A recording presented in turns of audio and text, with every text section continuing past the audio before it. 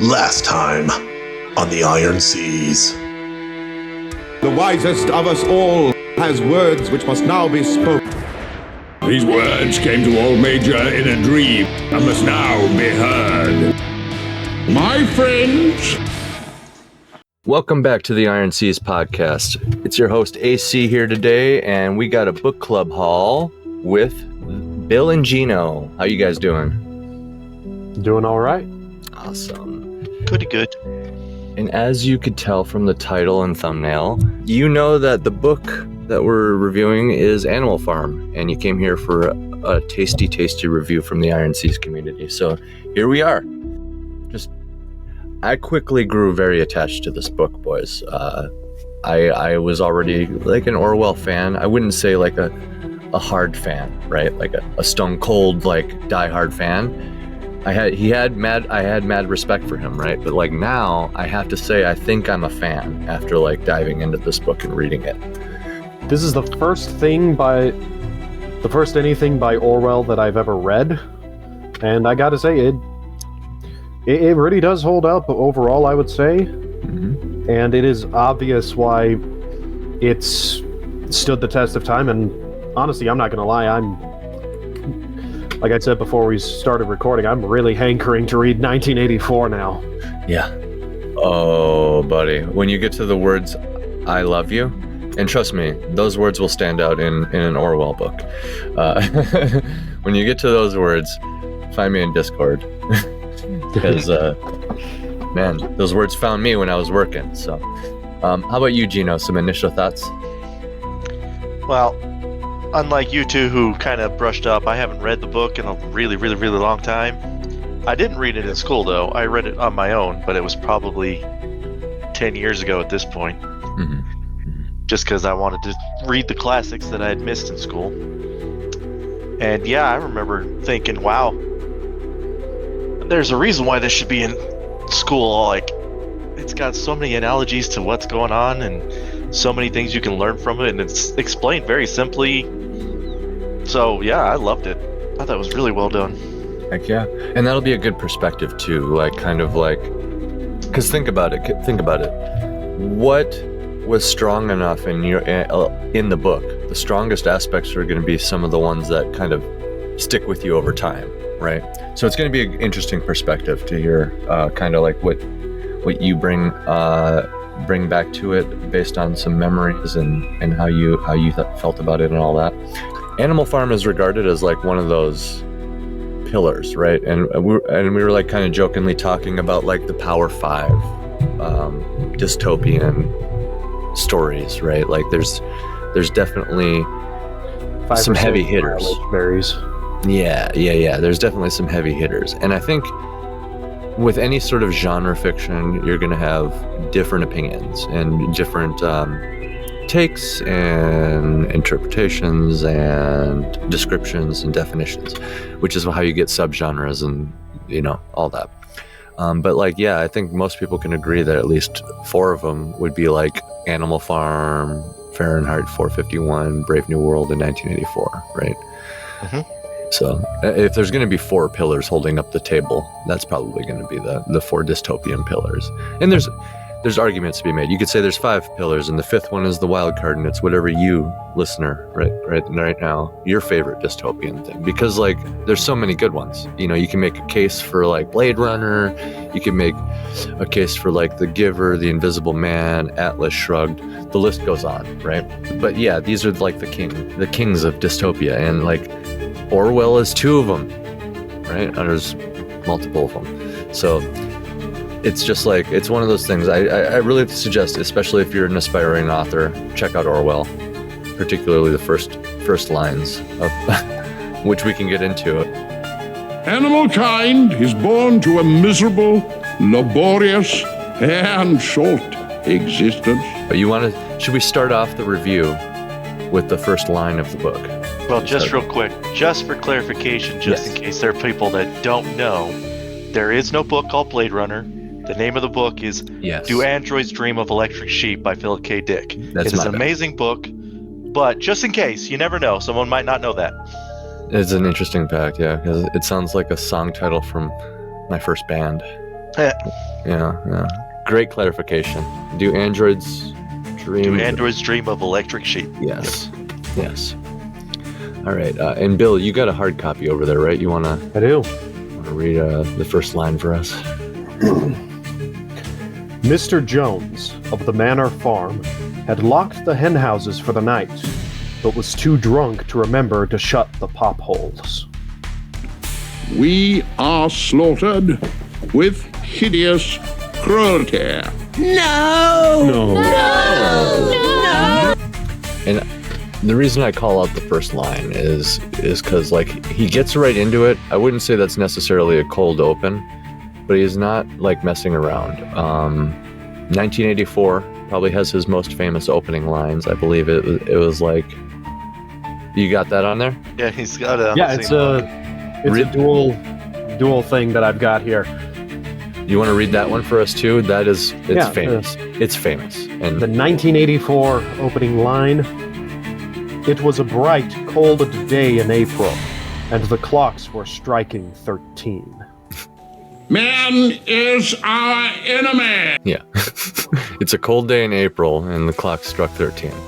So yeah, he's establishing a lot for the story. Like, he is assuming you will stop reading after that first line, right? He's just assuming, like, there's a lot of heavy lifting going on here. With that first line, he has single-handedly, he's already smitten you. He's like, this drunk farmer forgot to lock the hen house. Now what? The pop holes. Yeah. Like, now what? You know? Like, what happens next? Like, you can't help but just, like, keep reading. You know? And with the 1984 opening line, he's establishing, he's like, hey, something's off. It's a cold day in April. Cold days in April happen. That's not... So he's saying it's odd, but not unrealistic, right? And the clock struck 13. That is unrealistic. So, like, that's him driving that blade home, twisting that knife, that, like, there's something odd going on in this setting. Pay attention, because something's messed up. Everything's off. You know, if it was a movie, it would be a Dutch angle, right? It would be like a Dutch angle, and there'd be weird music playing. You know, it's like, I feel uncomfortable kind of thing. You want to hear something funny about that? Yeah. I grew up in the military, so when I read that line, I thought nothing of it. Because 1300, sure, that's 1 o'clock. We know that. I've known that for my entire life. That did not strike me at all. And that might be part of the cleverness to it too, right? Because, like, cold days in April happen. 13, that makes sense. Military time, right? Yep. Yeah. So it's very subtle. But without being subtle. It's like on the nose, but subtle at the same time. And all he's really driving home is this simple idea: hey, this world is messed up. I do not think I will be with you for many days more. This setting is messed up. And that's how he starts it, okay? So... Well, and with Animal Farm here, it's immediately establishing who... Jones. Jones, thank you. Mm-hmm. I just read it. I already forgot his name. I don't care. Dude was a loser anyways. He's not important. But it's already establishing, what kind of a person he is. That he's sort of 50-50. Like, he's locking up the hen houses, but then he's also forgetting these other parts to lock up and close these other parts of the chicken coops and such. Mm-hmm. And he's got the drinking problem as well. Yep. He's making mistakes. There's so much happening in one frickin' line, boys. This is why Orwell's the king. It sounds like such a mundane line. Oh, yeah, sure, it's not terrible, right? Like, oh, drunk dude, da-da-da, so drunk, he forgot to do this. Doesn't sound that crazy. Even, ooh la la, the clock struck 13. Ooh la la. But, like, no, there's so much going on there. And it's like, you could really just dig into it. Like, because that's not even talking about the in-between-the-lines stuff. Like, we're talking about a drunk farmer. There's so, and he's making mistakes as he works, and kind of doesn't give a crap, right? Doesn't that kind of summarize the whole frickin' story, boys? There's drunk leadership within this rebellion that happens on Animal Farm. Not just alcohol drunk, even though that does eventually come, because, like, everything goes full circle and ends up rhyming. on purpose, very heavy-handedly. But more so, they're drunk on power, and like the all the things that come with change, and the amenities and stuff like that. They're drunk on their own vices, and they make mistakes and kind of don't give a crap, and then everything falls apart, right? And that's kind of what this first line is suggesting. So, well, and another scene props that really struck or stood out to me with all the stuff dealing with Mr. Jones is that part of why the rebellion of the animals happens so soon and so viciously on the side of the animals is because Jones and his helpers, his farmhands, forgot to feed the animals, and when the animals got rightfully upset about that, he and the farmhands just started beating them and whipping them. Yep. And it's like the implication, he's so drunk and he kind of doesn't give a crap, right? Like, yeah, I know they're starving, but I'm too drunk to fucking get up. I don't really care, right? And that just exemplifies like the leadership later on, and again, the story's immediately rhyming from the get-go. Free and equal! Free and equal! Free and equal! Oh, absolutely. He's not a great leader by any stretch of the imagination whatsoever. And the whole point of this book, in my opinion, was to show kind of the juxtaposition of leadership versus followers, and how a lot of times we look at the leaders and go, you guys suck, we're going to change you, and expect things to change, but we just want more crappy leaders. It doesn't seem to matter. It's always the same. Mr. Jones is a crappy leader. Like, we can all see this very clearly. Yeah. It's pretty easy. And then we get other people who say they're going to do, much better, but they don't. They just become the exact same thing that we replaced. They slowly we're like, no matter walking on two legs. They go upright. Their bodies start changing a little bit. They speak more like humans. You're starting to sound like that guy that was like, oh, you're doing the same things as him now. Like, you know what I mean? And that's kind of the thing. Is the implication then that if enough time passed, that these pigs would actually become humans? Yeah, I think so. I mean, that's the conspiracy theory, right? You could say this book encapsulates the expression, absolute power corrupts absolutely. Mm-hmm. That's exactly what it is. Right. Well, you see, and another thing that I found interesting, and this comes from the pigs, it was the pigs that essentially said, hey, we should be the leaders because out of all the animals, we're the smartest. Right we away, should be dishing out the responsibilities. We should, like, they actively, immediately were like, hey, we're smart enough, we can be the solution for you. Hey, yeah, just like... So that kind of plays into the idea that, I will say that absolutely is a saying that the absolute power corrupts absolutely, but there is also something to be said that you can't be so blindly trustful of people who go seeking power. Right. Because a lot of times it's the people that are most susceptible to corruption that seek that power. Just look at any small town's police department. I mean, look at any position of power. You can look at police are a good example, politicians another good example, teachers another great example, parents another good example, priests. It keeps going. Okay, it's every presidents, every position. Sort of. Well, no, this is actually a great, if you want to call it a segue. Mm-hmm. If you remember, one of the things that I think it was, who was the king that we were fighting in the Revolutionary War? George. The one after him, I think. The one after Jorge? Yeah, I think it was the one after George, but it could have been George. I can't remember. But whoever it was, Tyrant George. The Tyrant George said it was George III. Yeah. Okay, so George III said, if George Washington relinquishes power, it'll be the greatest man ever, or something like that. I don't know the quote for sure. Interesting. But yeah, he was like, oh yeah, once he gets a taste of power, there's no way he's ever leaving. No, he was like, no, I'm done. I did my stuff. I'm going back to my farm. In fact, it was the opposite. He was like phobic of it. He's like, I really don't want to do this, boys. And they're like, people wanted him for that.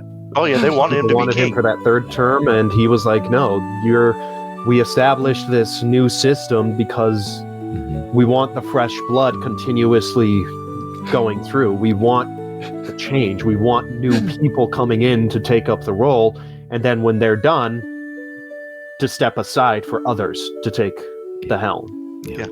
Maybe not exactly relevant. One of the reasons it took so long for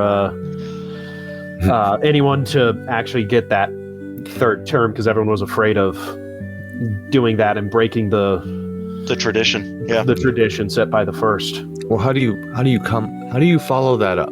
How do you follow up George, the guy that like he's begging not to do it, and everybody's like, you gotta, and then he reluctantly says yeah, and then he fulfills his oath. Now what? Those are some big boots to fill, and he's still alive. You know, George is just going to be watching you over there, judging how you're doing as the president. It's like, oh, great. You know, that had to have sucked, you know, but yeah, it's just a testament to how great our nation is, you know. Apparently there was like 8 presidents before him, and he just like technically didn't count, you know, and there's all kinds of conspiracy theories also from like after him too, because like he's the first one, all that goes like how it says, right? Like he's the greatest president, right? But then like the theory goes is like people just really couldn't get along after him, and it just like was never really the same. Because like think about it, he warned against political parties, and the first thing we did is we dove right into political parties. That was the first thing, the Whigs and the Republicans, I think. And that is actually a nice segue. So interesting, huh? I was telling you guys earlier that I was talking to my buddy of mine that I read Animal Farm. Mm-hmm. Well, that was in a conversation between me, him, and my brother. My brother, when he read the book, saw it as a warning against a dual-party system. Ooh, Snowball and Napoleon, right? Yeah, I can see that. Well, more so, oh my goodness. I think there could be multiple layers to that, because you could even look at it as the pigs versus the human. Yeah, that's the other lateral way to look at it. Yeah. Because because it would be like technically three parties, and the humans would represent the old guard. Mm-hmm. They'd be like the old aristocracy. I believe is how Kahuna put it when we did the trailer reaction. I also do not think that it is any mistake on Orwell's part that I'm trying to remember the horse's name. I think it was Holly? Boxer. But no. The female horse. The female horse. That's right. But Farmer Jones would always, it said in the book, he would always put ribbons in her hair. Mm-hmm. And she liked that because it made her feel pretty. You know, it was one of those, what's the word I'm looking for? Not amenity, luxury. Thank you, luxury. Yes. Yeah, it's this luxury that they were able to enjoy under the old guard, but then was taken away with the new guard, and they talk about that. That's obviously something we can see in certain regimes that have existed. The one that's coming to my mind right now it would have been relevant to Orwell's time, and also relevant since we brought up Atlas Shrugged a little bit ago. But the Soviets and Soviet Russia. Mm-hmm. Yeah. Which I think Orwell talked about pretty directly. Like, okay, so I am a huge proponent of original artist interpretation and like the author's intent, right? Matters. But in this case, Orwell has created something so great here that I think it surpasses time, and I think it surpasses his own definition, because I believe he directly, like Snowball and Napoleon are direct inserts from actual Soviets. I believe like Trotsky is a character, and like, you know what I'm saying, like he inserts these dudes from the Russian Revolution, so it very much ties into that. But I think what he didn't realize at the time is how universal these revolutionary failures are, as far as like Mao Zedong and other authoritarians. I mean, even the bad guys from World War II, right? There's a lot of similarities there too. They just kind of, it went down like, it was sequenced. It was sequenced a little different, if that makes sense, and got kind of cranked up, and there's a lot of weird stuff there too. Here, did I hear someone say ribbons? I could get ribbons. I could get anything. What you got to try? But yeah, I don't think he anticipated how universal this stuff would be. So I, even though I know that like Snowball is supposed to be a specific person stand-in, I think it's like what you said. He's also a stand-in for like a political party. He's also stand-in for like a kind rival of leader. Yeah, he's a pig too, so he's like a brother. Like there's all these other symbolic things, which I think we should probably touch on the symbolism first once we start digging into the meat of things, or maybe just keep mentioning the symbolic things that get brought up, because what this story is at the end of the day is it's a character story. That's what I was saying before we went live. This is a character story, and I wouldn't say a character study per se, but it's like a parade of characters. We get a parade of characters, we fall in love with them, you know, they're walking by right in front of us, we choose our favorites and stuff, and we just like watch the parade unfold, right?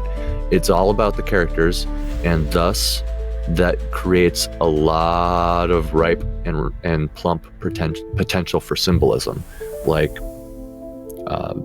everything we've mentioned, like Snowball, for example, stand in for Trotsky at its core, but it's so well written and so just true on its face as a whole that ends up being a stand-in for just like all these other things, right? And I think the same is true for like virtually every character, because like you mentioned the pigs, they're like, we're the smartest, we should be the leader. There's so many things right there, like they're pigs, right?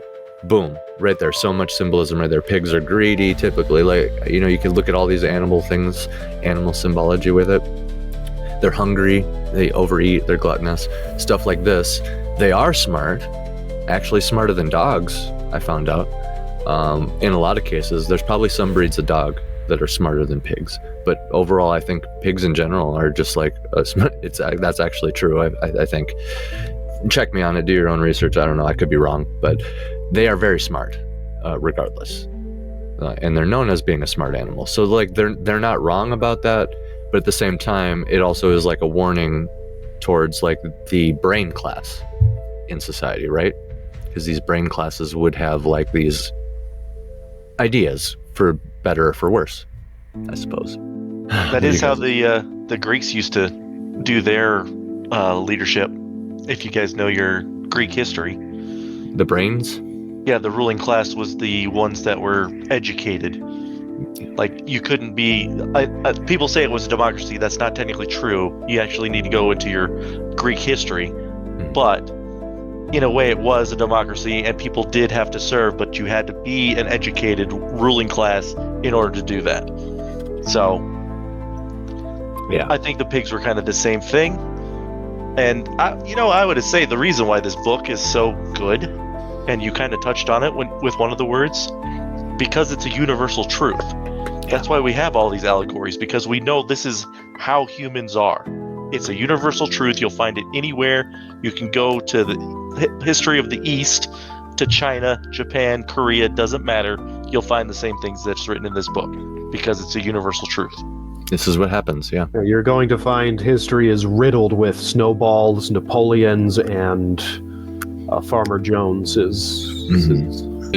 You shouldn't care about looking pretty for humans. But I like looking pretty for humans. I cannot wait to dive into, you're right, 100% you're right, and I can't wait to dive into these scenes, because there's a lot of really cool stuff I want to talk about. I listened to the audiobook, and I watched the animated, so between those two, I still miss a lot, because I'm an airhead, but or as Tim Wells would say, I'm kind of a knucklehead, but like I was like yelling at my TV during certain scenes. I'm like, oh my god, that means this thing, and oh, that's totally what happens, it's so true, you know what I mean? Like I was just sitting there like yelling at the TV, particularly when he finds bros. I can't wait to talk. Okay, when he finds, okay, for starters, humans. We've talked about humans already and like what they could be stand-ins for. I want to add in that tyrants are a good general stand-in for humans. Like,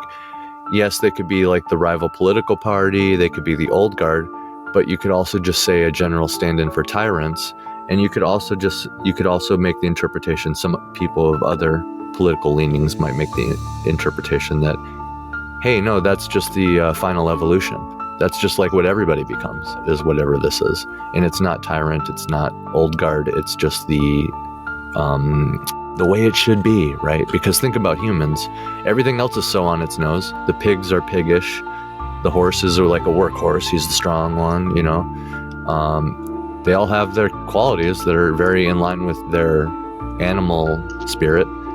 So humans, well, we're supposed to be civilized and the most smart and all these things. We're supposed to actually be separate from animals. Like, no longer an animal? Is that the implication? Right? So the more corrupt you become, you can even take this in a dark direction if you want. Like, the more corrupt you become and like all this stuff, like, you know, as the story went on, the pigs started walking on 2 feet and stuff, whatever. All that stuff, they became more human as the story goes along. Could that be interpreted as like, no, this is all good. This is the final evolution of this thing, right? I think some people could make that argument. But I mean, the story overall has this negative connotation to the whole humanness, right? I'm gonna have to think about that one. Yeah, because it's interesting, right? It's like it's saying bad the whole time, and it looks bad, and it feels bad, and even the reader can agree, yeah, the humans are pretty much bad in this story. But then, like, when you really think of all the symbolism on its face, the pigs are piggish, the birds are birdish, the smart ones are smart, the strong ones are strong. They're all very in line with their animals.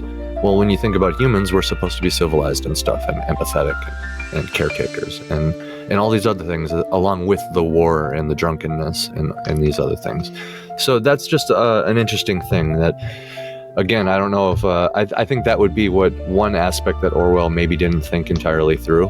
And I really do think he didn't really think too hard about this. I think he's just so smart that this came out just for fun, right? Yeah, it was natural. It was just natural to him. Yeah. And one thing that I kind of sort of noticed, that I'm not 100% sure if it was intentional on his part, and this is going into some of the religious stuff I've touched on in the book in a way, but the whole setup felt very much like a parable to me when I was reading it, because you've got sort of not so subtle symbolism trying to convey a very important message. And reading it, I almost got the sense that the old guard in the Bible, it is very explicitly stated that humans are supposed to be the caregivers or the caretakers of the earth. We were set apart. One of our responsibilities is to care for the earth, for its creatures, for all of it. And ideally, on a farm, your whole job is caring for the animals, but we see that Farmer Jones doesn't. He has forsaken his natural role, and as such has destabilized the natural order of the farm and the animals, to where they rebel against humanity and establish their own order, which I would say is kind of shown by them turning away luxuries that are too human for them to be proper animalistic. We see that the old guard was actually better, even if it was corrupted, and that maybe seeking to reform the old guard, trying to get it back to what the nature dictates, should have been the goal from the start, rather than depose everything in favor of what we believe is justice, what we believe the natural order should be, which again speaks to sort of the timeless relevancy of the book. Yeah, I like that. Yeah, that's a very interesting observation, man. Because it's like, yeah, the only reason Jones is bad is because he's drunk, right? Otherwise, like, a good he just needed to go to 12 steps, man. Yeah. Hit up Alcoholics Anonymous, and everything would have been fine. So humanity, this answers a question then, because I was wondering about this with Kahuna, and thanks for helping me come to the conclusion here. Humanity are not the animals. They are not the animal symbol for tyrants then. Drunk humans are. So, and that's what a tyrant is it's a person that's drunk on power, essentially. That's so fucking great symbolism there, Orwell. That's pretty on the nose. Because, I mean, we obviously know good people exist. There's people who, like, take care of their chickens and, like, love their cows. And, like, the animals are their children, basically, you know? So, yeah. That's a very good observation. I think some people might also, once that door's open, some people might try to make the argument that Jones could be a stand-in for God, right? But then I think if you follow the natural order things, a God is above. The definition of a God is higher than human. So therefore, the human can't be God, and therefore, in this situation, God is still governing humans who are governing the animals in that regard. So that would be the comeback to that argument. But yeah. As soon as the door opened, the thought crossed my mind. I'm like, oh, well, Jones is kind of a symbol for, like, God then, and all the animals are like humanity and the animals of the earth, right? Not just, but I mean, he is human, so. Yeah, and I'd argue that the book gets more into religion, and especially the suppression and corruption of religion, with the character Moses the Raven, who really only comes up in a couple scenes, but when he's first introduced, he's given the name Moses, which anyone who's familiar with Christianity or Judaism would recognize that name as, like, one of the not patriarchs, but one of the first big name prophets for Israel. The guy that the Mosaic Law was named after. He's like one of the level 9 wizards of the Bible. Or like one of the level 20 wizards of the Bible. Sorry, not level 9. I'm thinking of level 9 spells. Forgive me. But, Moses is first introduced as this preacher preaching of this wonderful land where animals are free from the toils and tribulations of the world and of the earth. But then, once the pigs and the other animals have taken over the farm, and even, I believe at the beginning there with Old Major's speech, Moses is... or not with Major's speech, but I think a little bit after that, Moses is denounced as essentially just telling lies, telling tall tales for the animals to get behind and root for, and all of that. Religion is immediately denounced by the new regime. And then when Moses comes back later on, he's, singing the praises of the pigs and, oh, look at everything that they've done. Yeah. It's very much that denouncement and eventual corruption of the religious order, which I would say does tie into the natural order in a way, especially for any readers of the book who might be of religious leanings such as myself. And if I remember right, they're all kind of having a conversation about stuff and starting to kind of be disillusioned by things, and then here comes Moses creeping in towards the end, and he just appears again after a long period of time, and like you said, he's singing the praises of the pigs and stuff, and it's just like, wow, that's really convenient. As soon as everybody starts kind of getting disillusioned, it just, dang, the exact person that they needed to hear from, like, shows up to kind of like offer them a path, right? And it's the pigs. But yeah, one of the big scenes is actually like one of the first scenes, and it's from chapter 1. It's Old Major's speech, and Old Major, I believe, is one of those characters who is directly a one-for-one person who actually lived. But again, like Snowball and these others, just ended up being so true that it just surpasses. He's the elder, the wise elder, giving the speech to the future generations and sharing his insight. He's also, in a way, the original idealist that sparks the movement. And disillusioned, right? In his own regard, he has like trauma, right? He's like long-lived, and he's seen a lot of stuff go down. I believe, didn't he like live through something? I can't remember the exact. But yeah, this scene it shows Old Major, and he's rallying the animals with a vision of freedom from the human oppression, and he kind of goes down and marks all the ways that they've all been oppressed, like, oh, they steal your children and stuff like that, and yeah, he gets pretty detailed and brutal with it. And all animals are friends. All humans are enemies. It's just like, for as old as this book is, it's like, huh, that like almost didn't even age a day, like the way he wrote that speech. He does say like the word comrades, right?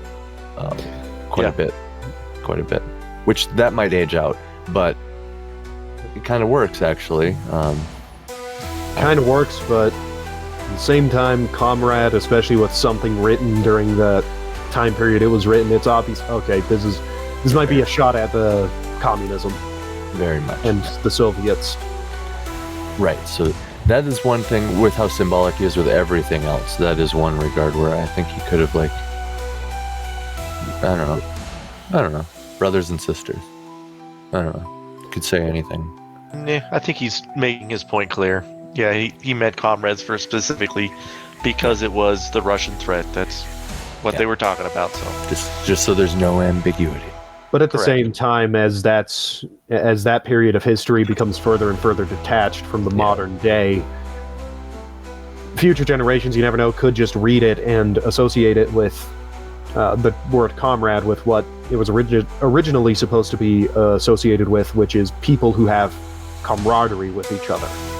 Mm-hmm. Yeah. I think that might be a long way off, though, because, man... Oh, no, absolutely. Now you still got people who want to be socialists, they call each other comrade. I don't know. Right. Yeah, it's true. And, I mean, comrade, I would call you guys comrades, and I'm not, like, socialist or commie or anything like that. At the end of the day, I do suspect that Orwell may have just been trying to take the word back, also, in a way. It's hard for us. We can't just ask him. Exactly. And speculating is just speculating, so that's all we're doing. But I do suspect that he may have been doing that just to... because to go out of your way not to use it is to give them power, technically. So he almost has to use their word somewhere. I gotta use their word. I gotta, because if I don't, now that I'm thinking about it, now they get more power, because I avoided it, right? There's also the case of he may not have thought about it too much. I know there are some stories where people, when creating something, didn't think about something only to later realize, oh, I didn't think about that when I wrote this. Yeah. So he could have just been coming from it on the case of the animals have camaraderie, and maybe didn't realize until he was rereading his stuff and thinking more on it that, oh, wait, this does go back to communism and the Soviets and all of that, but I think it works, so I'll go ahead and keep it. Right. We'd have to see if there's anything that he wrote on, like what he was talking about. Yeah. Basically, and just so we could find out what his thoughts were. I'm sure there's people that know. I do think Orwell is probably on the same level of Tolkien, as in for interest. I'm not trying to say like they're writing. I'm saying like interest, meaning like interviews of Orwell are probably fascinating, and like his personal letters and stuff like that. Probably fascinating. Just saying.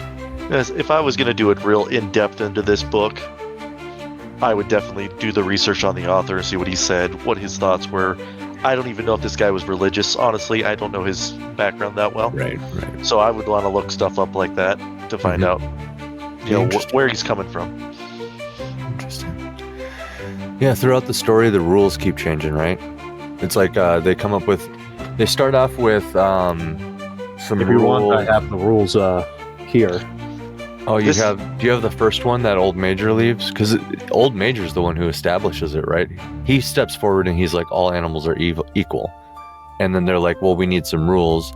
Then they come up with a bunch of rules, and the last rule is all animals are equal. All animals equal, yeah. Yeah, the 7 commandments. I was going to say, they call them commandments, don't they? That's what I remember. Even better, yep. Even better. I'm beginning to think that some of the religious undertones may have actually been intentional. Yeah. Anyways. Would not surprise me. I mean, from back then, pretty much everyone was religious. Right. In some way or another. But you were mentioning before that you wanted to have my point of view from someone who don't remember this stuff very well. Yes. The thing that stuck with me the most was definitely the rules and how the rules were always changed to meet the needs of whatever they were doing. It's on its face, it's just like, it's whatever, but like when you really think about it, it's just fucking creepy and insidious. It's just like, well, and it's also very clever too. Yeah. It's always just a couple words that are just attached at the end. For whatever they need at that point in time, yeah. Yep. Oh, dude, and then do you remember do you remember the end result, Gino? Without looking anything up, do you remember what the final one is? Yeah, because it was pretty famous. It was okay, I might not quote it exactly, but it was something like, all animals are equal, but some animals are more equal than other animals, or something like that. Yes, and that's just like every other aspect of the story, full circle, because that's the first rule, right? That's what Old Major comes up with. All animals are equal. And then it's like when they leave the barn, think of the barn as like when they're with Old Major. In the barn, all animals are equal. And it's like once he dies and they all leave and they're doing their own thing, 7 commandments, it's at the bottom. Like everything starts changing a little bit. It's not just one rule. And then it just all goes full circle again and comes back to all animals are equal, but, right? And it's just like the pigs slowly becoming human and like everything else, you know? Brilliant. Well, this kind of came back to mind because I kind of see it nowadays too. And the best example I can think of is how we change our definitions to meet the needs, or at least some people do.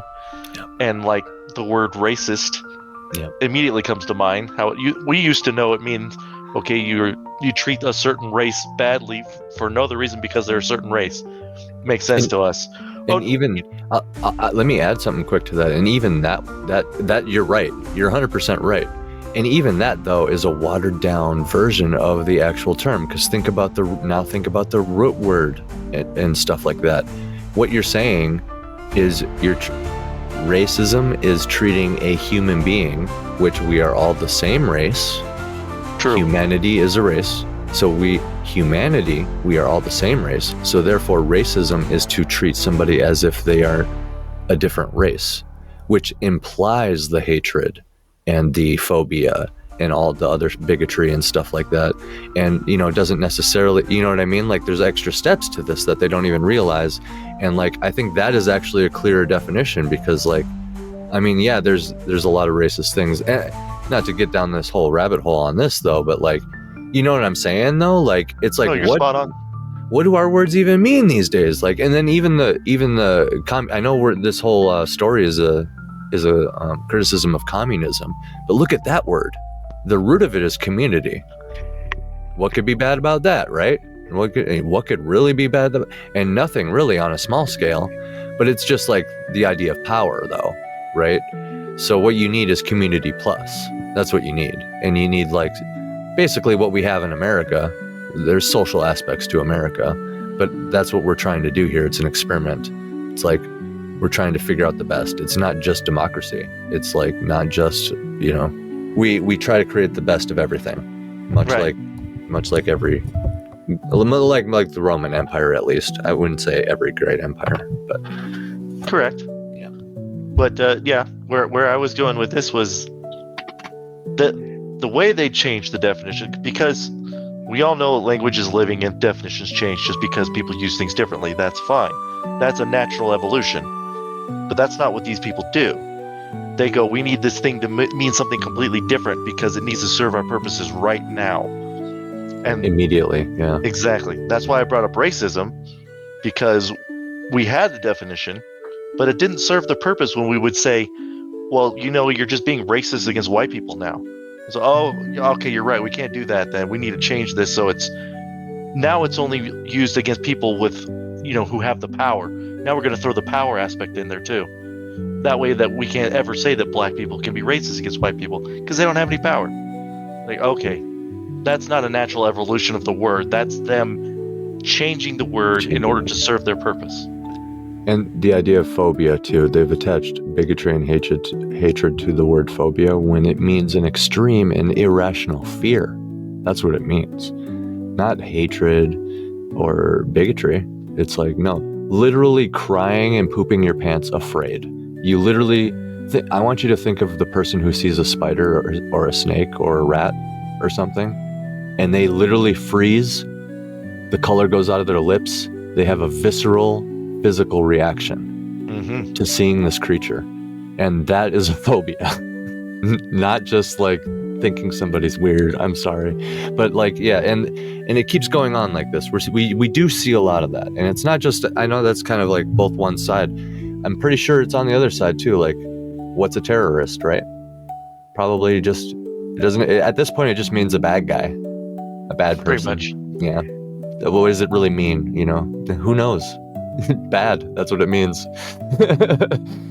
So, yeah. He really conveyed that really well, way ahead of his time here. That's because it's a universal truth. They're still doing things that they did back then. There's nothing different. Nope. Very true. That stuck with you. Do you want to read the commandments first, Bill? Let's hear the animal farm commandments here. You said there were 7, right? Yeah. Yep. There are 7. I only really remember 2. And that's the animals were equal and no animal shall harm another animal. Those are the only 2 I remember. Right. And so you're close on one of those. You're perfect on one, close on the other. 10 years. That's not bad. Whatever goes upon 2 legs is an enemy. Whatever goes upon 4 legs or has wings is a friend. Oh yeah, that's right. No animal shall wear clothes. No animal shall sleep in a bed. No animal shall drink alcohol. No animal shall kill any other animal. And all animals are equal.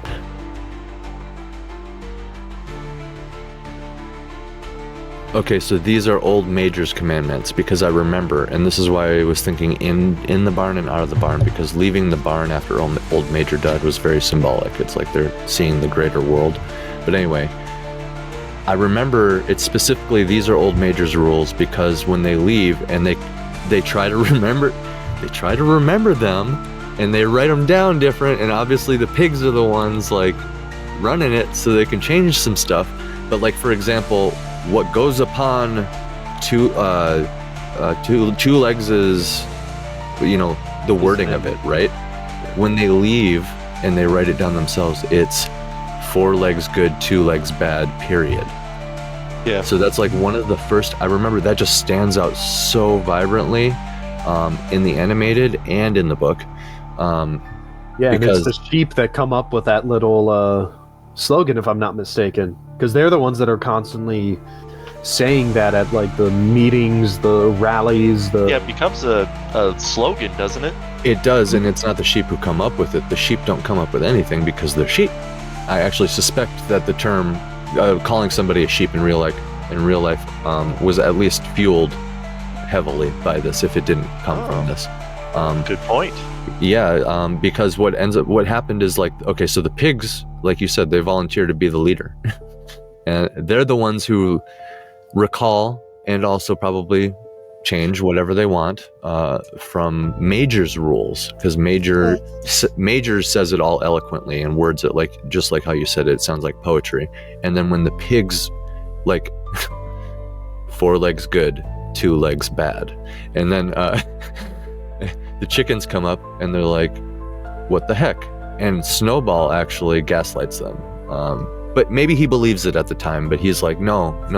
Wings, because wings propel you forward, right? They're the same as legs. They both propel you forward. Whatever propels you, it's fine. It was a good it worked. It was an effective gaslight.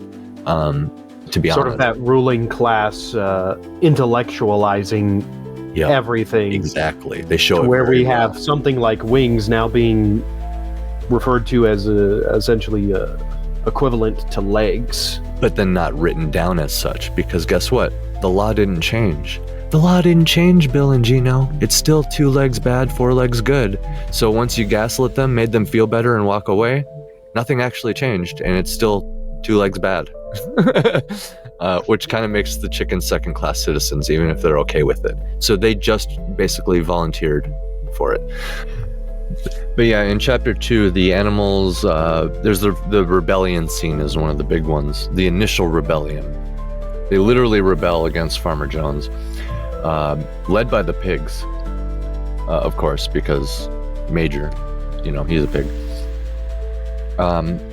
Because they're neglected, obviously, they drive him off and rename the farm Animal Farm and establish the 7 commandments, which we just talked about, symbolizing triumph and hope. So there's more symbolism. Like, this whole thing is just characters and symbolism. It's great. And the scene marks the start of their self-governance, which is crucial for the plot's progression. It's one of the keystone scenes of the book. All these scenes that we're discussing are basically keystone scenes. Not that every scene isn't important. We were actually talking about that before the show. You can't really cut much from this. It's really more the beauty of novellas and short stories is they kind of have to be to the point, and you can't really have a whole lot of fluff in them. Agreed. Well, for the commandments, one thing that always struck me was the only reason that they're able to get away with this so easily is because no one else could read. There's like one person that can read. That's an aspect. So they always have to ask, what does it say? What does it say? What does it say? Mm-hmm. It's so good. Yeah, that's a good detail, and that stuck with you all these years. Well, because you could see it, like, I lived in Japan for a while, and so I kind of know the Asian area fairly well. And one of the things that always struck me, and I don't know if you guys know this or not, the Koreans, they used to read and write Chinese, right? Everything is pretty much all based on China over there because China kind of conquered everybody. So the only people that could read and write were the very highly educated people, and then the poor people didn't know anything. They couldn't read, they couldn't write, but they could speak. So one of the Korean emperors, and I don't know his name, I'm sorry, I can't remember names very well, but he was actually a pretty freaking cool dude, and he said, you know what, this is bullcrap, everyone should know how to read and write, and that is how you got Korean, modern Korean. It's because he's like, this is bullcrap, I'm going to make it so simple that any farmer can learn how to do this. So that's where modern day Korean comes from. So I thought that was interesting. Korean is just like simplified Chinese. Pretty much, well, or no. Like intended to be universal, more universal. Yes. I don't speak Korean. My brother's actually learning it, but from what I understand, the symbols are how you're supposed to pronounce things. And so if you know how to speak, it's really easy to learn because you just go, okay, that symbol means I say blah, and then this symbol means I say blah, and then I put the two together. Literally, that's why it was so easy. Tailored for the farmers and the poor Pretty people. much, yes. Yeah, that's cool. That's cool. So I learned that fact and I went, oh, okay, you know what? See, sometimes like he's an emperor. Sometimes these people, what you would call a tyrant most of the time, they can actually be pretty cool and do some freaking cool stuff. Yeah, sometimes, yeah. I mean, there's actually a crowd of people who defend Genghis Khan pretty heavily because the idea is he did all the horrible stuff, right? But like brought civilization with him, so to speak. Well, yeah, we know this joke. It was done in Life of Brian. No, is it Life of Brian? I think it's Life of Brian. Remember where he goes, what did the Romans ever do for us? Well, they built roads. All right. Besides roads, what did the Romans ever do for us? And then he just keeps going on the list. Yeah. Okay, besides that, what did the Romans ever do for us? And it's kind of the same for Genghis Khan. It's like, but like, as that list, you can keep naming the things, but it's just like, it's all weighed up against like mountains of skulls and blood pouring from the mountain, human blood. So it's he's a harder one, but like it's a little easier to forgive something like Roman Empire. It's like an entity rather than like a person. So sorry, I got off on another tangent again. Oh, you're good. As far as the rebellion, I honestly don't remember much about the rebellion, even though it was a pretty critical scene. I remember there was a rebellion, but if you asked me the details of it, I couldn't tell you, except that the animals won. That's all I remember, and that I think Snowball won like something like the Cross of Honor, or I don't even remember what it was, but some kind of award for his bravery, which then I remember eventually they say he never won, and then he was a coward, and then it changes to he actually fought for Jones and stuff like that. Like I remember that changing in the story. Yep. Yeah, one of the many points of gaslighting the common animal that we see from the pigs throughout the story. At first, when those little changes at first, you catch them and you're like, sneaky, because you're still in like cartoon fable territory at the beginning. You know, you haven't really fully realized what you've stepped in. And then towards the end, some of those changes are just like really dark.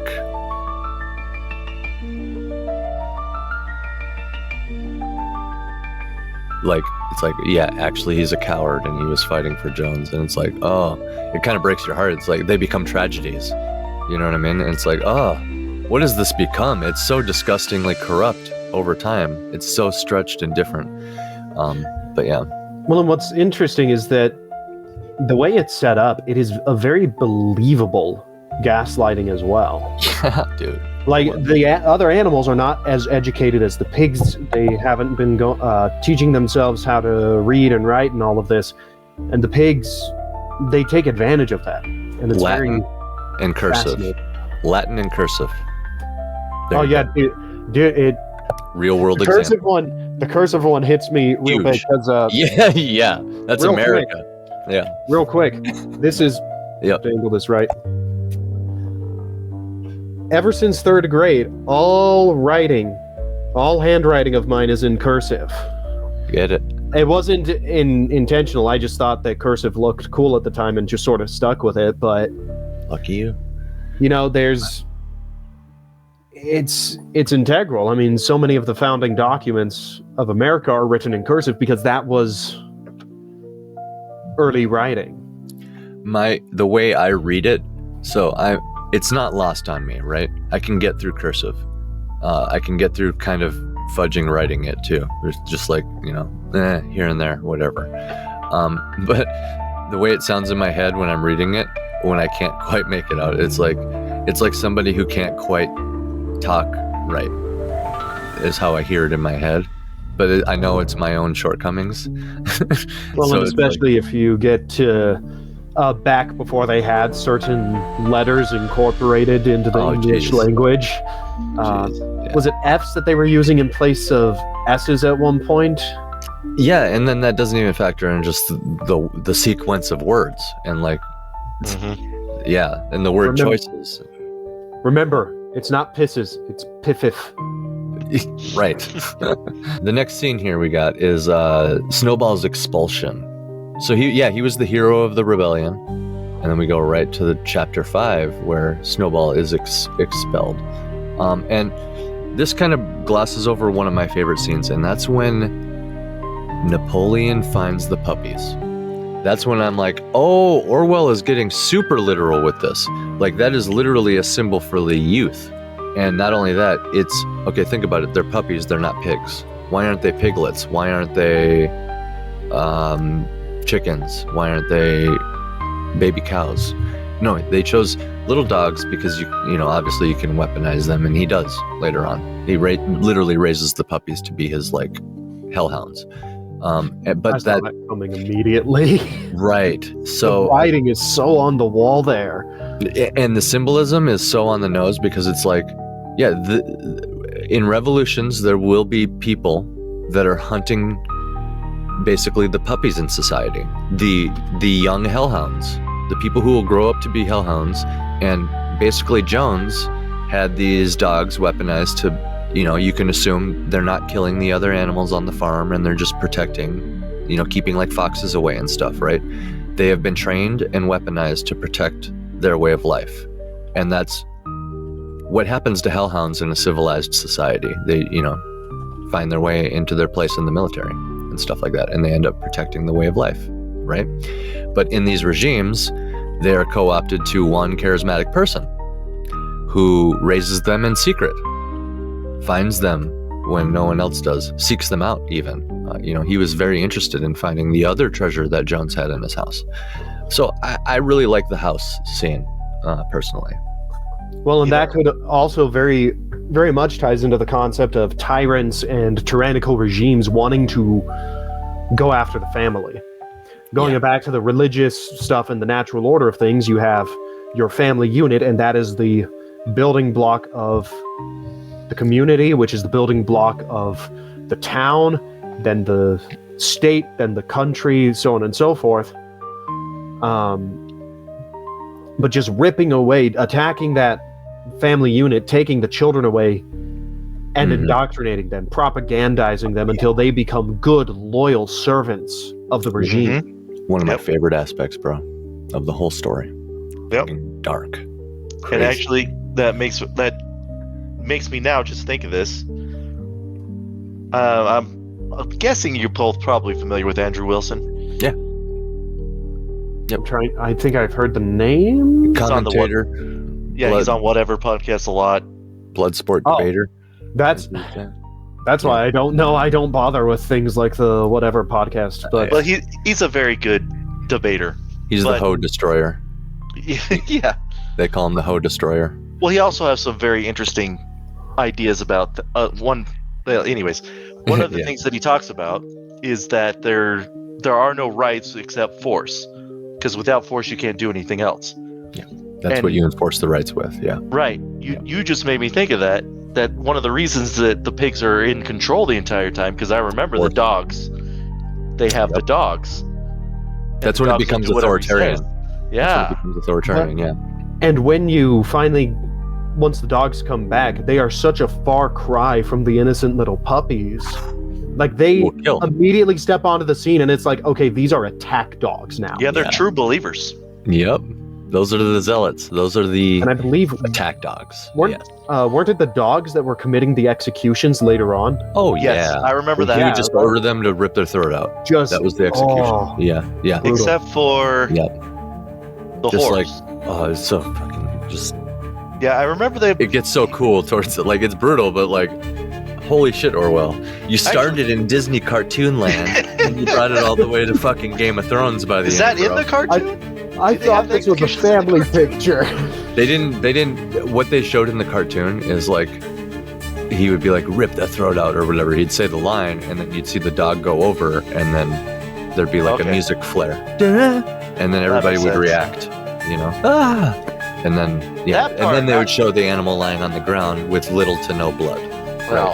So figures. That is about par for the course for 50s Hollywood.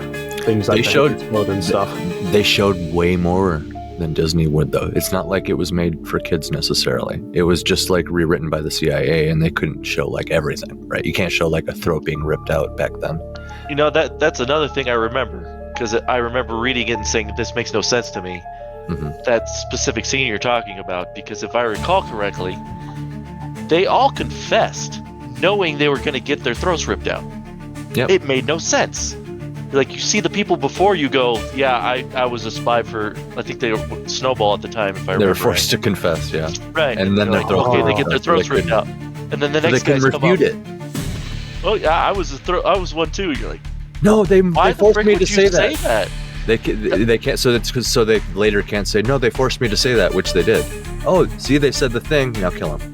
And then that's the final word. But why would you voluntarily, like, if they're forcing you, I can understand them trying to force you. At that point, you know you're dead anyways. Why the frick would you say what they're telling you to say? It makes no sense to me. Yeah, that's fair. That's something that's always intrigued me. And one thing that I was thinking of when it got to that part of the book, again, so many examples from history that can be brought up in relation to, but there was this story of some people who visited North Korea thinking, oh, it's a misunderstood country and all that, you know, a bunch of dumb college students. Long story short, they were accused of committing a crime against the state, which was just vandalizing some poster of Kim Jong-un or Kim Jong-il. I can't remember when this story takes place, but long story short, they were accused of it and they were forced to confess to it and were summarily executed. So again, regimes being like, you know, these are not people towing the line. These are not people who believe in the cause. And so we should break them mentally.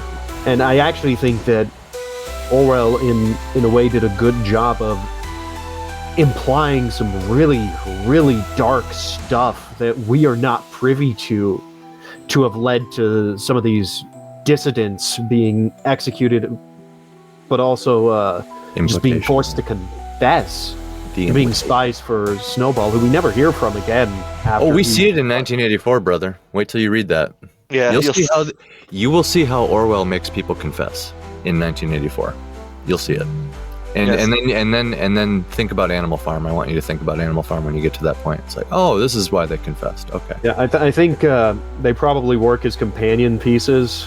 I'm guessing. Yeah. Which might be why I have both of them in this volume here. Oh, amazing! I'm so jealous of that. But yeah, it's amazing. You can the implication there. There's like some sort of torture that goes on. But so Snowball's expulsion, he's like exiled, and then the dogs are who hunts down and gets him. No longer puppies. The next scene is Boxer's betrayal. You guys want to talk about that? The fate of Boxer. I was gonna say, I don't remember Boxer ever.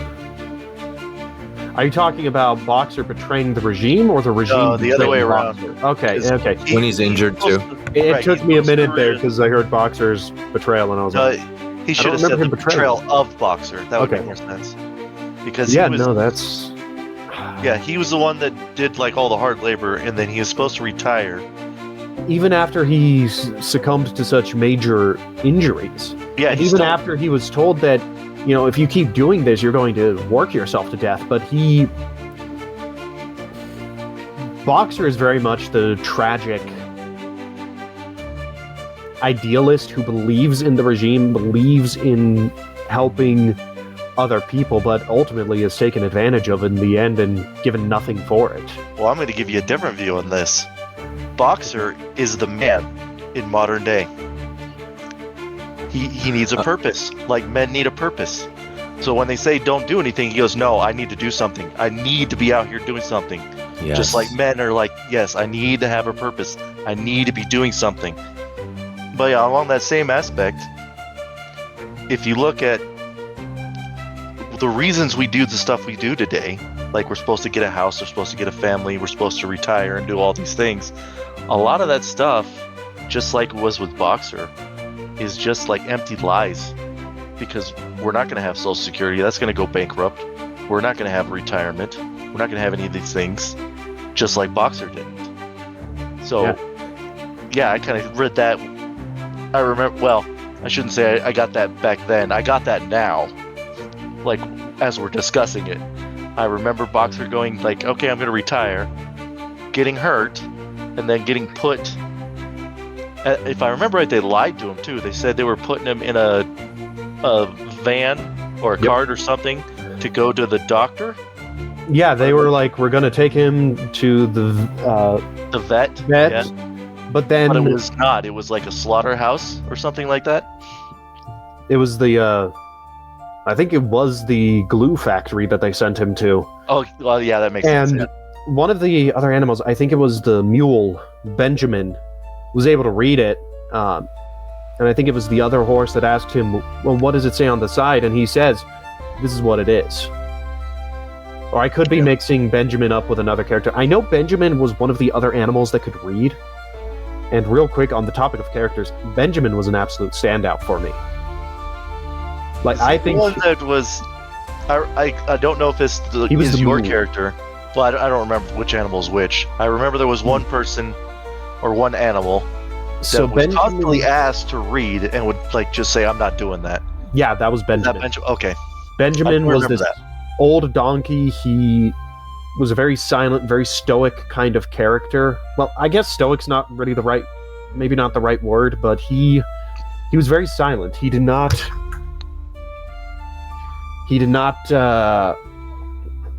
go into a lot of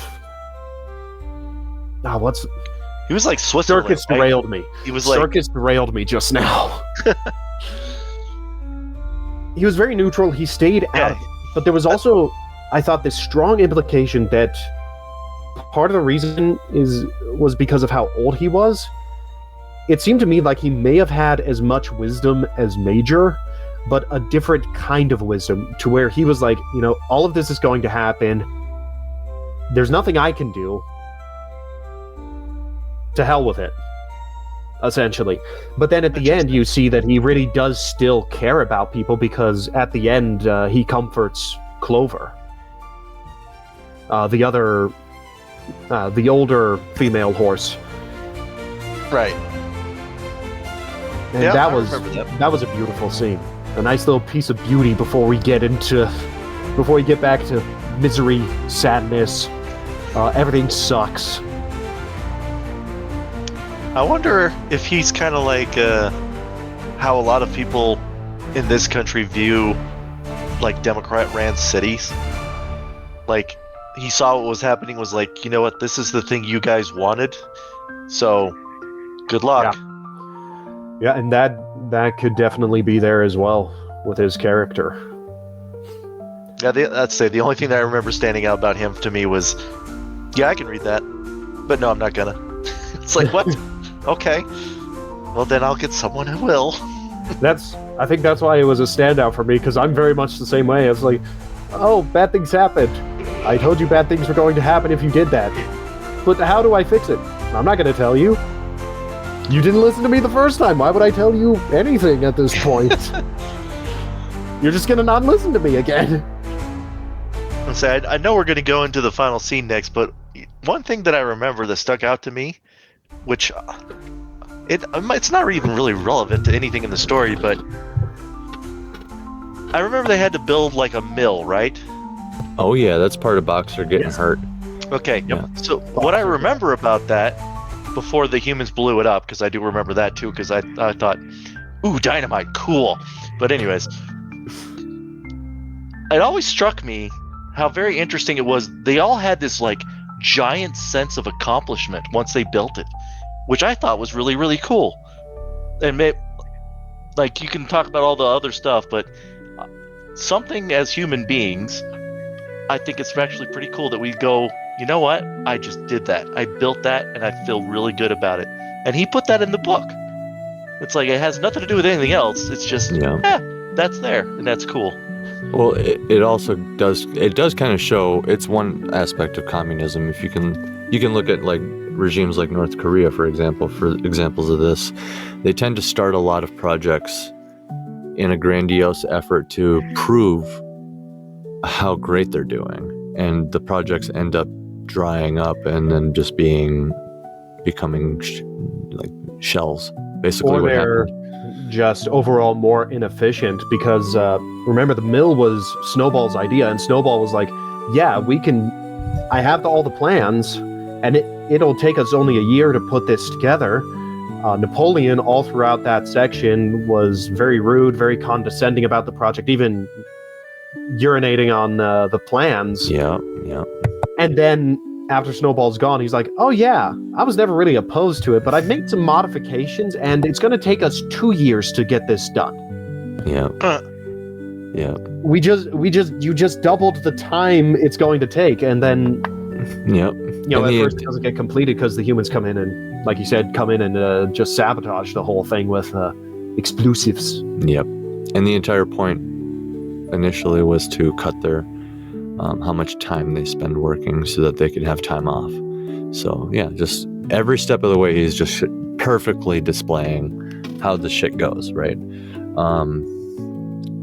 You could just totally see stuff like that happening in real life, man. It's just like, it's sad.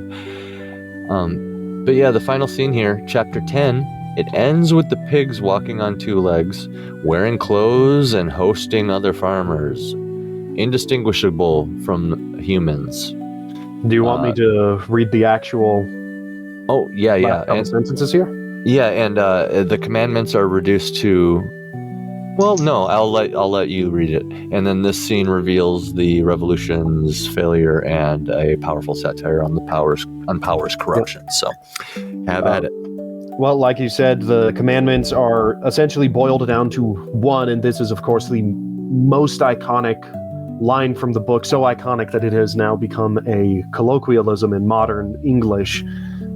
All animals are equal, but some animals are more equal than others. Oh, I got that spot on. Cool. Yeah. And then the final couple sentences here in the book are, 12 voices were shouting in anger, and they were all alike. No question now what had happened to the faces of the pigs. The creatures outside looked from pig to man, and from man to pig, and from pig to man again, but already it was impossible to say which was which. So yeah, I think you put the tinfoil hat on, and like, yeah, it's pretty heavily implied that they will literally become people, human beings, and probably drunk farmers just like Jones, right? You could probably even see each of them branching off to own their own farm, because sharing power isn't enough. So now I must go start my own farm, and eventually it just becomes Farmer Jones again, right? Just one lowly pig left, probably Napoleon. Right? More likely, yeah. Or offspring, whatever's clever. But yeah, interesting stuff there. Interesting stuff. Now, Gino, you said somebody said, I can't remember which one of you guys mentioned the CIA changed the damn ending. Yes. Yeah. So explain that to us. The ending of the book, it's probably too late for spoilers since I already read the last couple sentences. Well, if but they made it this far, it's like the end of the book, right? So there you go. If you made it this far and you didn't realize we were getting into spoilers, suck. It's an old book, I mean, and it's pretty straightforward what it's about. I don't know. But yeah, the book ends on this very dour note where you essentially replace the old guard with an even worse new guard. Whereas the CIA produced Adaptation that we got back in the 50s, they changed it so that the animals from neighboring farms rose up against the pigs on Animal Farm, which is a far cry from the book. The book is very dour. The book has this sense of, we effed up big. Yeah, and now we're stuck this way. Whereas the movie ended on that hope that the animals would unite against the tyranny. They were liberated by America. Just like, that's basically what happened. Yeah. And that's what the CIA is saying, is like, but then the Americans, the Western forces, basically, right? Because it's all the other animals. So I guess it's not just America, but it's like the Western powers will come and rescue you, kind of thing. Or like, isn't this cool that these other animals came and toppled this entire thing? And then how did it end again? Shoot, I don't think it tells you what happens. I don't think it tells you what happens after the fact. Yeah, no, the book ends with the other animals not being able to tell the pigs from the humans. Right. And the whole setup there is that it's gotten to the point that the pigs are now inviting other farmers to see how effective and how wonderful Animal Farm is at being a farm. Right. And they even go back to the original name of Manor Farm. They do. That's what I'm saying. It's going to just lead to Jones. And it's going to be one, like, it's just perfect. It's a perfect setup. They'll spread out. They'll start their own farms. There's just going to be one pig left over on Manor Farm now. And it's a human. So it's not even a pig anymore. And it's just Jones. They're already drinking. So he's going to be alcoholic. Doesn't give a shit. So yeah, it's kind of crazy. Like, what's going on in the mechanics of that world, right? Well, then the question would be, if we keep going this route, what animal goes up and overthrows these farmers, or the pigs, and becomes the new leaders? Like, it's cyclical. It keeps going. Or is it always pigs, right? Or is another pig gonna overthrow the pigs? Right. Then it becomes kind of racial, inherently racial. It's like, well, all pigs are bad then, right? That's the kind of message to that. But I like to think it would be like a different animal with the same result. I would think so. Yeah. Because like, you could see chickens saying, like, the reverse gaslighting, something like, I don't know, for whatever reason the pigs worship the chickens, so now the pigs are the talking pieces for the chickens, and the commandment says like the reverse of the two legs bad thing. And then now the chickens come out and have the pigs gaslight everybody. Well, like, no, wings are like legs, so that's what they mean. But it still says two legs good. I disagree. Yeah. If I had to guess, it would be the dogs that would take over. And the reason would be, as with any other military takeover, one of the dogs goes, you know what, we're the ones that do the force, we're the ones that should be ruling, and then just takes over because they're the force. What are you going to do? That actually brings me to a thought I had initially when I think Bill mentioned something about the pigs volunteering themselves for leadership early on.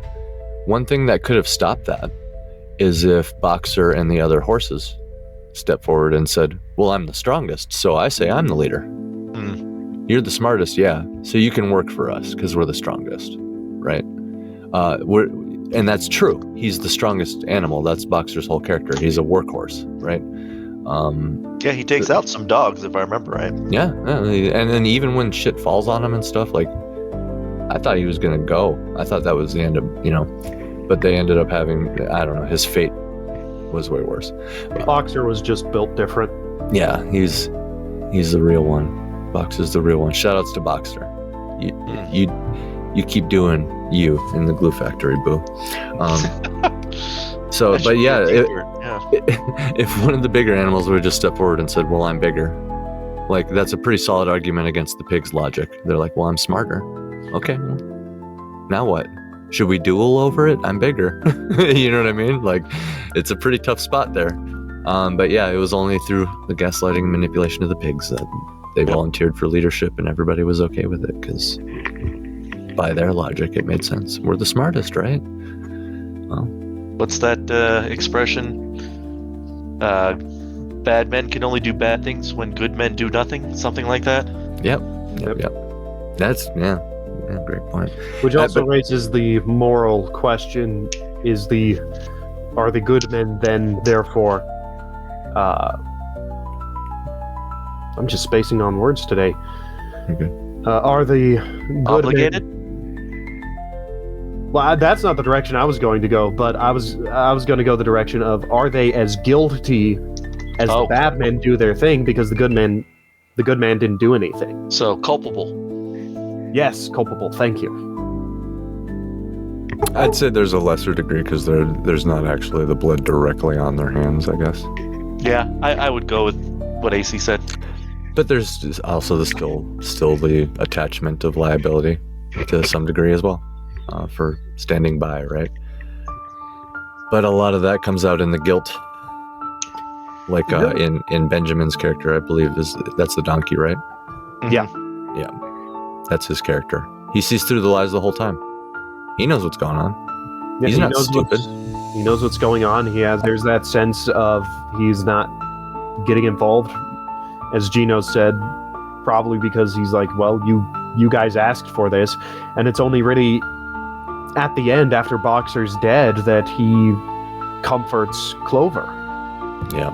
The older horse, and that's when his humanity finally shows through, and he finally reads to her what the Seven Commandments turned into. Because it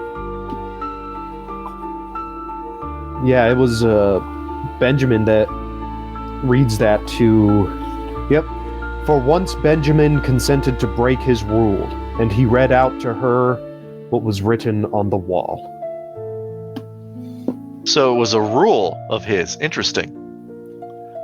I wonder how that came to be. I don't remember that in the book, if it was mentioned, like, why he had that rule. Well, it was just a general rule of not reading anything for anyone.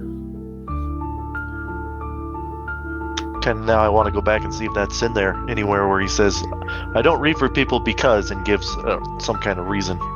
I don't think he ever actually gave the reason. I think he only ever just said, I'm not doing this. Oh, okay. Which is why I think the character is so interesting, because depending on who you are, I think you can attribute different meanings or motives to the character and why he does that. Well, Since that the kind of motive is kept so enigmatic.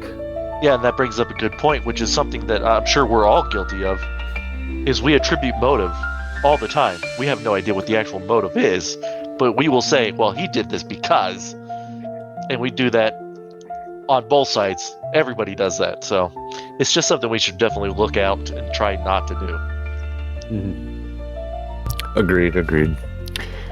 The cat. Did either of you find the cat as amusing as I did? The cat's interesting. The cat just the cat's very obviously the freeloader, but I just thought it was funny that every time there was work to be done, no one could find the cat. Yeah, kind of. Yeah, he's just kind of.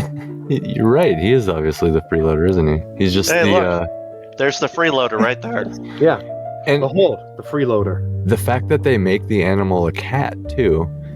They're not. They're saying the freeloaders aren't dumb. They're capable people. No. They're capable creatures. It's a cat, right? And these creatures. The other one that Circus has hides better than this one, but yeah, they are really good at hiding. They are really good at slinking away. Mm-hmm. Almost as good as Squealer during the Revolution, hiding in the bushes, I believe, wherever he was hiding. I can't remember. Like the writing style, I really liked.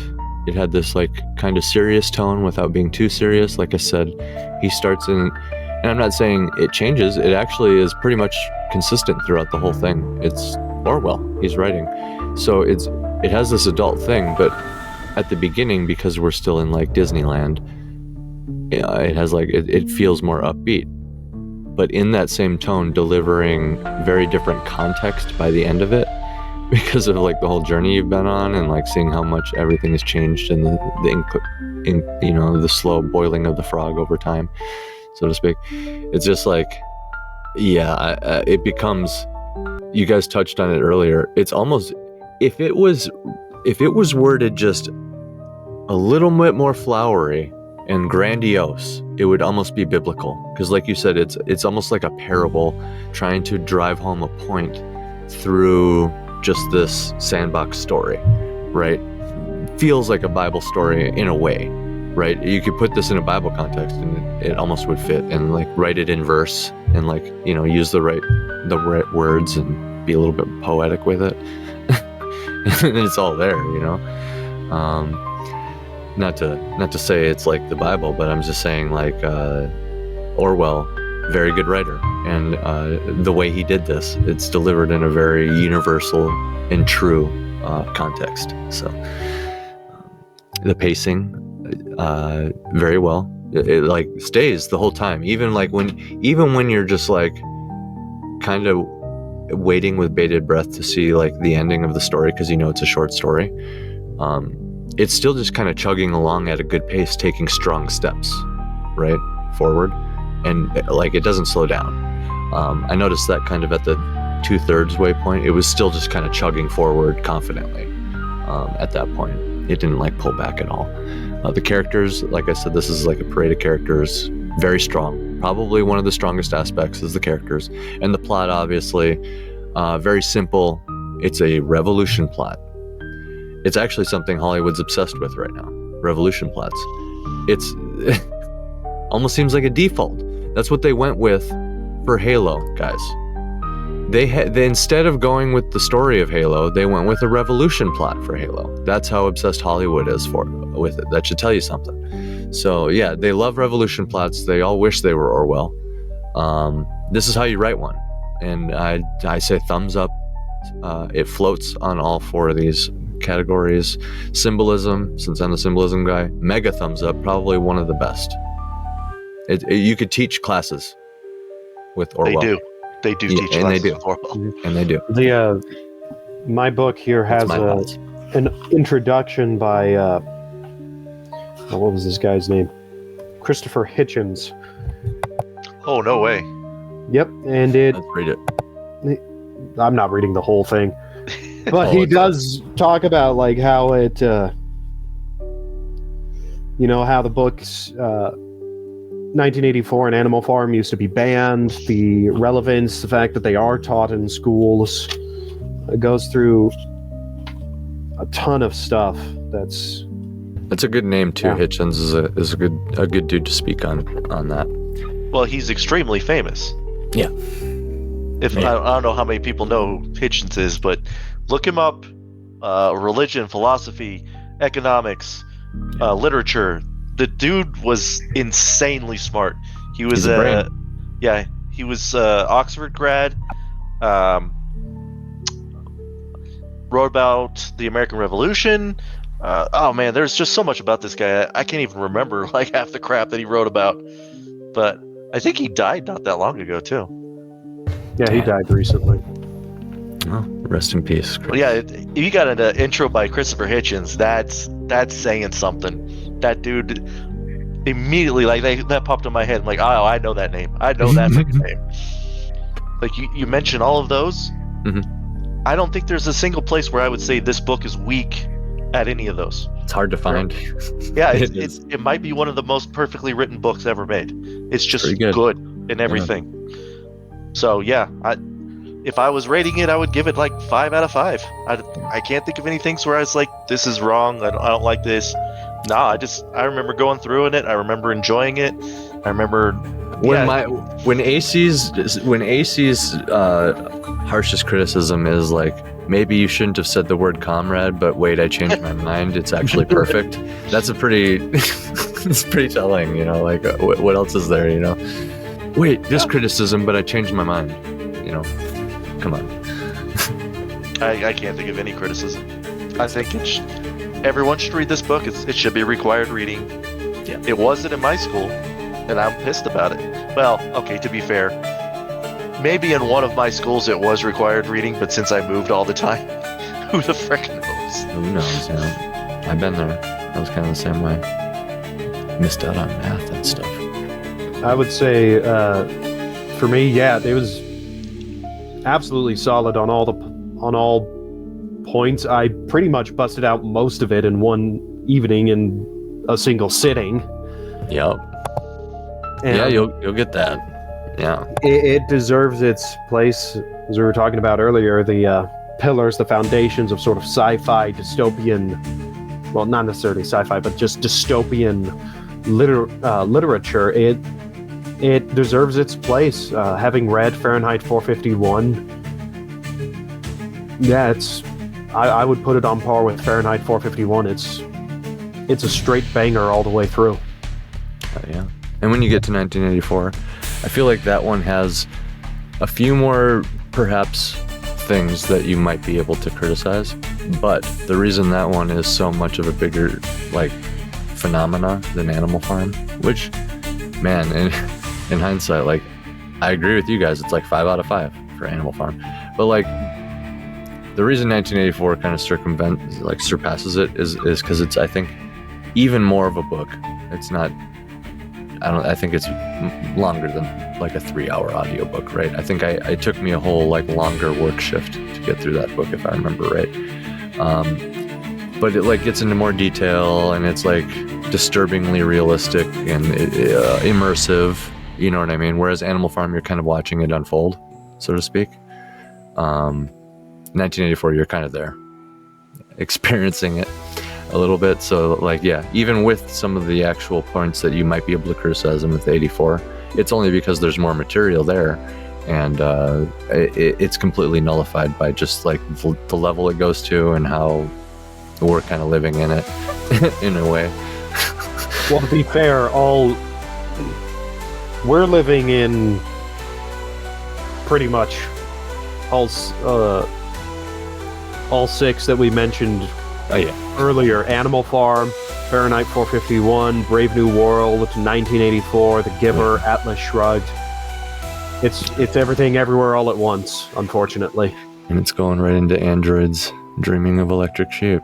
That's where it's all... I have a shirt for that. The funny thing is, with AI girlfriends, it's... granted, I don't know how much of the world is explored in the book, because the book's on my to-read list along with everything else by Philip K. Dick, because I found a collection of all his stuff, but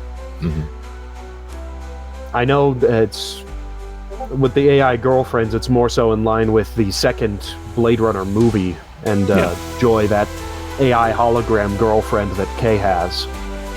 There's positive aspects to the second movie. I watched it. We did Blade Runner for Iron Seas, and I took the liberty of just watching the sequel while we were at it, because I just put it on right after the first one finished. And it's basically fan fiction, right? But they at least touch on a lot of things, and they make definitive decisions, right? Part of the whole thing with the old Blade Runner is the ambiguity, the debates, all these kind of things that sprout up. Is he human? Is he android? This kind of thing. Blade Runner 2, they say, this is how it is. This is what happened. They're just basically checking all the boxes, answering a bunch of questions, right? It's good. It's good. Good fan fiction. And it actually wouldn't be the worst thing ever if it was canon. But this is somebody who just enjoys Blade Runner. I'm not like a diehard super fan, so to speak. It's not like I love it, but it's not like part of my identity or anything. So, but I'm not advocating for change. No, do not interpret it that way. I'm just kind of giving props to fan fiction and saying if it was canon, it wouldn't be the worst example. But yeah, I think that concludes our review of Animal Farm. I think it's pretty safe to say 5 out of 5. Yep. She floats. That's a floater. Go check it out. It should be taught in schools. Well, it Absolute cinema. Yes. We have this list, and I think it should be said. Yes. Absolute cinema. This should be the first book. Yes. I think before Fahrenheit 51, Brave New World, 1984, any of those, this book should be your first book.